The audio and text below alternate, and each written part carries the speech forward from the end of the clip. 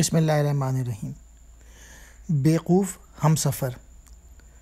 حضرت عیسیٰ علیہ السلام کے ساتھ ایک آدمی سفر کر رہا تھا۔ اس نے سوچا اس موقع سے فائدہ اٹھانا چاہیے، پیغمبر خدا سے ایسا عمل سیکھ لینا چاہیے جس سے پتھر سونا بن جائے اور مردہ زندہ ہو جائے۔ اس بیوقوف آدمی نے کہا، یا حضرت علیہ السلام، مجھے کوئی ایسا نسخہ دے دیں جس سے میری دنیا سنور جائے اور میں پڑھ کر پھونک ماروں تو مردہ زندہ ہو جائے۔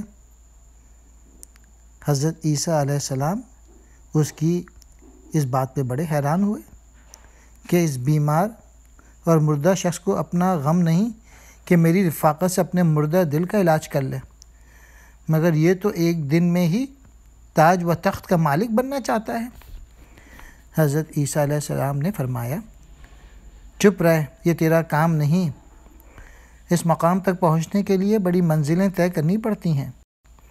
یہ قوت تو اس وقت حاصل ہوتی ہے جب ایک عمر روح کی آلودگیوں کو پاک کر کے گزر جاتی ہے۔ اگر تو نے ہاتھ میں عصا پکڑ بھی لیا تو کیا ہوا؟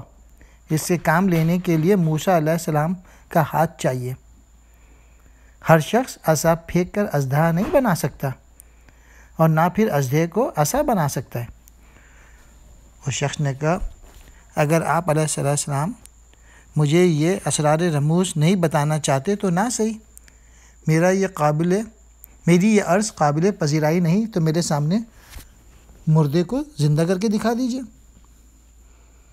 راستے میں ایک گہرے گڈھے میں کچھ ہڈیاں دیکھیں تو عرض کرنے لگا، یا حضرت ان پر دم کر کے پھونکیں۔ اس شخص کے اصرار پہ حضرت عیسیٰ علیہ السلام مجبور ہو گئے۔ انہوں نے ہڈیوں پر نام خدا پڑھ کر پھونک ماری۔ یہ ہڈیاں دیکھتے ہی دیکھتے خوفناک سیاہ شیر کی صورت اختیار کر گئی۔ شیر چھلانگ لگا کر گھڑے سے نکلا اور اس شخص پہ حملہ آور ہوا اور اسے فوراً ہلاک کر ڈالا۔ حضرت عیسیٰ علیہ السلام نے شیر سے دریافت کیا کہ اس نے ایسا کیوں کیا؟ شیر نے عرض کیا، یا حضرت علیہ السلام، وہ آپ کے لیے تکلیف کا باعث بن رہا تھا۔ حضرت عیسیٰ علیہ السلام نے اس سے پوچھا کہ تو نے اس کا خون کیوں نہیں پیا؟ اس نے کہا، اگر ایک تو یہ آپ علیہ السلام کا بے ادب و گستاخ تھا، دوسرا اب اس کی دنیا آب و گل کا رزق میری قسمت میں نہ تھا۔ تو درس حکایت یہ ہے کہ بیوقوف لوگ اپنے اصرار اور ناشائستہ حرکات سے پریشانی کو دعوت دیتے ہیں۔ انبیاء کرام علیہ السلام اجمعین کے بے ادب کو جانور بھی برداشت نہیں کرتے۔